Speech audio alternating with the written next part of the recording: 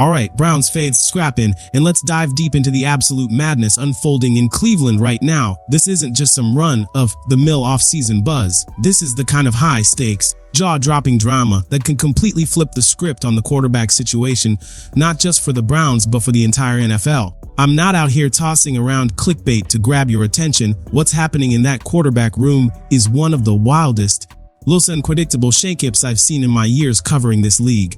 I've been glued to the NFL for decades, and let me tell you, what's going down in Berea is pure, unfiltered chaos, and I'm here for every second of it. So grab a coffee, settle in, and let me walk you through this roller coaster of a story.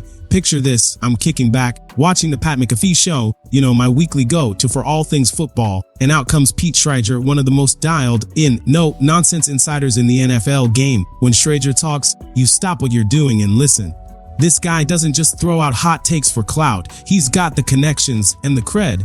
And on this episode, he drops an absolute bombshell about the Browns quarterback situation that had me choking on my drink.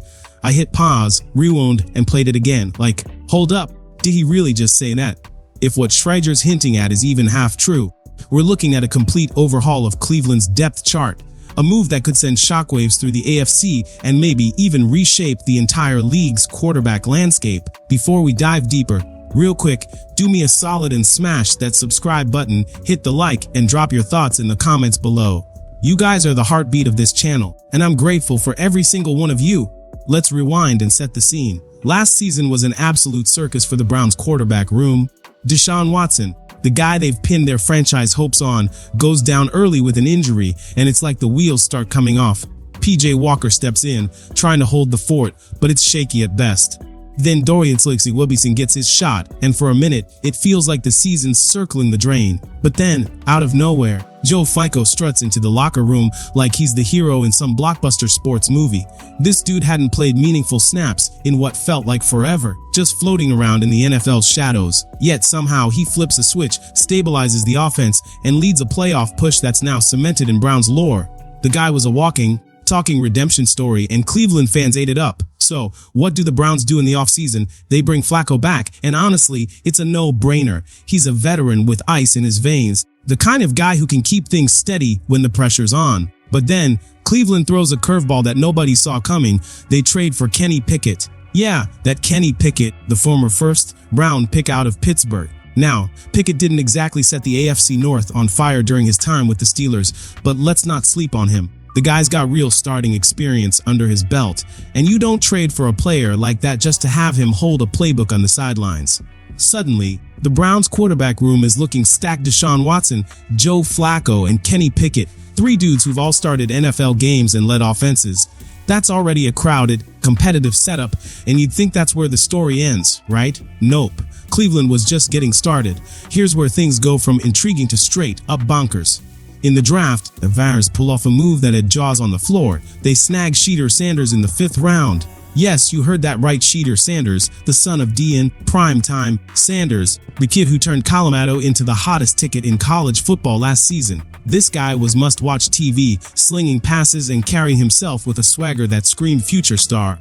Everyone and their dog expected him to go in the 1st or 2nd round, maybe early 3rd at the latest. But somehow, someway, he slides all the way to the 5th. And the Browns pounce like they just found a winning lottery ticket in the couch cushions.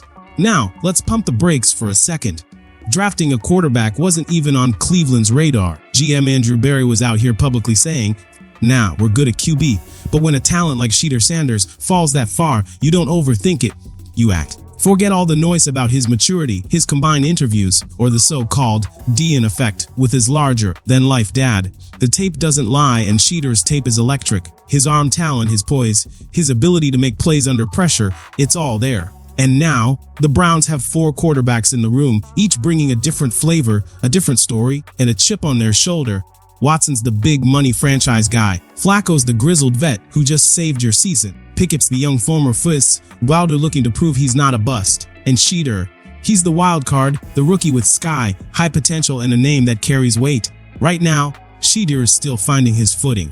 He hasn't taken a single rep with the first-team offense yet, working with the second unit, learning the playbook, and tightening up his mechanics. But don't let that fool you. Word coming out of minicamp is that this kid is making serious noise. Coaches are raving about his composure, his decision making, his ability to command the huddle. And the numbers, oh, they're backing it up. Over 5 open sessions, he's completed 41 out of 51 passes, 9 touchdowns, 1 interception. Do the math, that's a 77% completion rate. That's not just promising rookie territory, that's the kind of efficiency that makes you sit up and take notice. This isn't some kid just happy to be here, he's out there balling. So, here's the big question, Browns fans, what the heck do you do with this?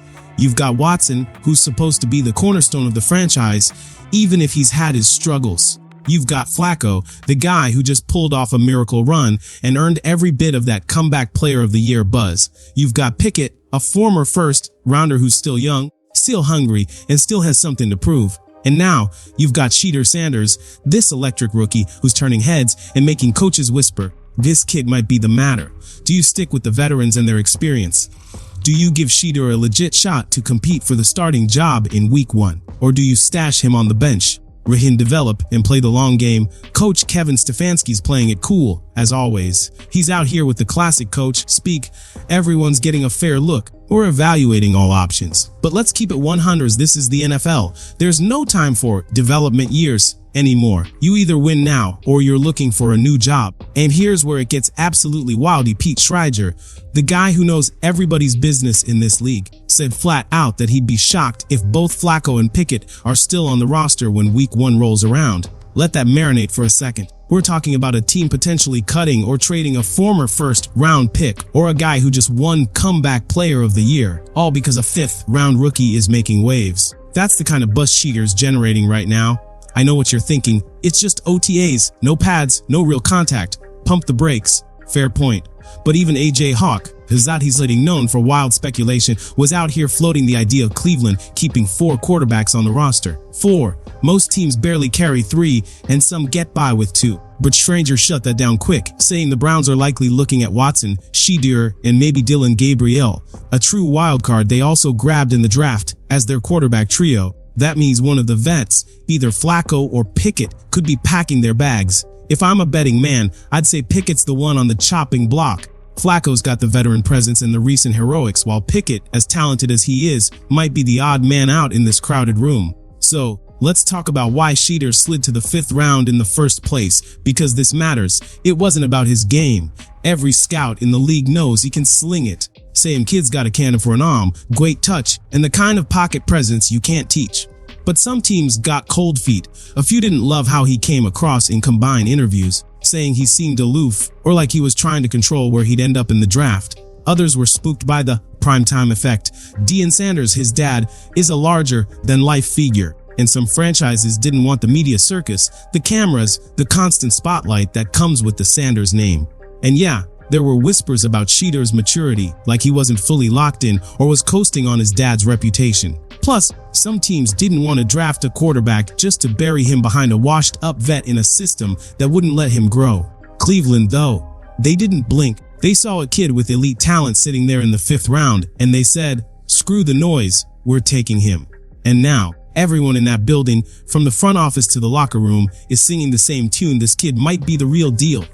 Not just the name, not just the hype, but the full package. The arm, the leadership, the fire, it's all there. Yeah, he's had some hiccups, a couple of speeding tickets. Not exactly a great look, but as former Browns coach Eric Mangini put it, this is Shedeur's first time stepping out from under his dad's massive shadow. He's 22 years old, figuring out life in the pros. You can live with a few growing pains when the ceiling's this high. So, where does this leave the Browns? They've got a quarterback room that's equal parts loaded and chaotic. Watson's the guy they've invested in, but he's got to prove he can stay healthy and deliver. Flacco's the steady hand, the guy who's been there, done that, and just saved your season. Pickett's the wild card, a young player with potential who hasn't quite found his groove yet. And Shedeur, he's the X factor, the rookie who's already got people whispering about a potential week 1 upset. Do you roll with the known quantities, or do you take a swing on the kid who's lighting up camp? One thing's for sure, this isn't just about Cleveland anymore. The entire NFL is watching. If Shedeur keeps this up, and if Schreiger's right about a roster shakeup, we could be talking about a seismic shift in the AFC. So, Browns fans, I want to hear from you. What's the move? Stick with the vets, give Shedeur the keys, or something else entirely? Drop your thoughts in the comments. hit that like button and subscribe for more NFL breakdowns. This story's just getting started, and I'll be here covering every twist and turn.